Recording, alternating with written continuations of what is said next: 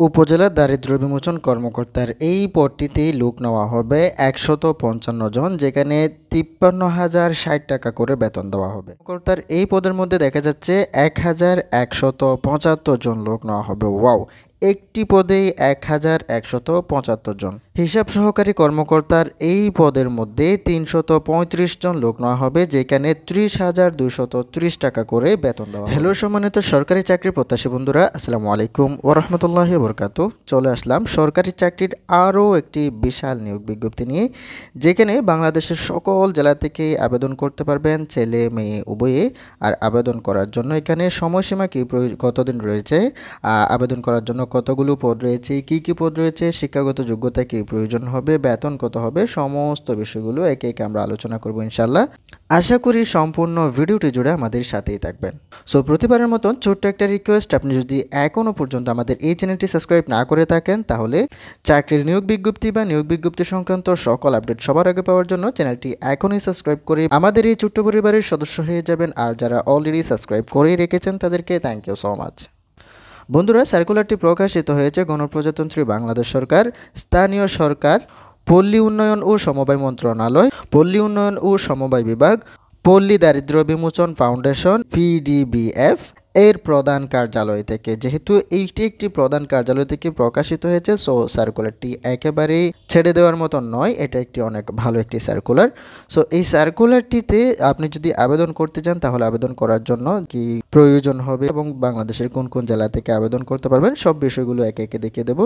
So এখানে যে দুইটি ক্যাটাগরির পদ রয়েছে, এই দুইটি ক্যাটাগরির পদের মধ্যে উপজেলা দারিদ্র্য বিমোচন কর্মকর্তা নেওয়া হবে ১৫৫ জন, যেখানে ৫৩,০৬০ টাকা করে বেতন দেওয়া হবে। ওয়াও, অনেক ভালো একটা বেতন। আর হ্যাঁ, এখানে শিক্ষাগত যোগ্যতা প্রয়োজন হবে কোনো একটি সরকার স্বীকৃত কলেজ বা বিশ্ববিদ্যালয় থেকে দ্বিতীয় শ্রেণী, কমপক্ষে দ্বিতীয় শ্রেণী বা সমমানের সিজিপিএতে স্নাতকোত্তর বা সমমানের ডিগ্রি থাকলে আপনি এখানে আবেদন করতে পারবেন। আর হ্যাঁ, এখানে কোনোভাবেই তৃতীয় বিভাগ গ্রহণযোগ্য হবে না, অবশ্যই কমপক্ষে দ্বিতীয় শ্রেণী হতে হবে। সো এখানে আপনার বাংলাদেশের সকল জেলা থেকে কিন্তু আবেদন করতে পারবেন, কোনো জেলায় বাদ দেওয়া হবে না এই পদের জন্য। আর এখানে দেখা যাচ্ছে মাঠ কর্মকর্তা, এখানে ২৭,৩০০ টাকা বেতনে ১,১৭৫ জন লোক নেওয়া হবে। দেখতে পাচ্ছেন অনেক ভালো একটি পদ। এই একটি পদের মধ্যে ১,১৭৫ জন লোক নেওয়া হবে, যেখানে বাংলাদেশের সকল জেলা থেকে আবেদন করতে পারবেন। শিক্ষাগত যোগ্যতা প্রয়োজন হবে কোনো একটি স্বীকৃত বিশ্ববিদ্যালয় হতে কমপক্ষে দ্বিতীয় শ্রেণী বা সমমানের সিজিপিএতে স্নাতক ডিগ্রি। উপরেরটা ছিল স্নাতকোত্তর এবং নিচেরটা হচ্ছে স্নাতক ডিগ্রি। আর হ্যাঁ, এখানেও কোনোভাবে তৃতীয় বিভাগ গ্রহণযোগ্য হবে না। সো এখানেও কিন্তু বাংলাদেশের সকল জেলা থেকেই আবেদন করতে পারবেন।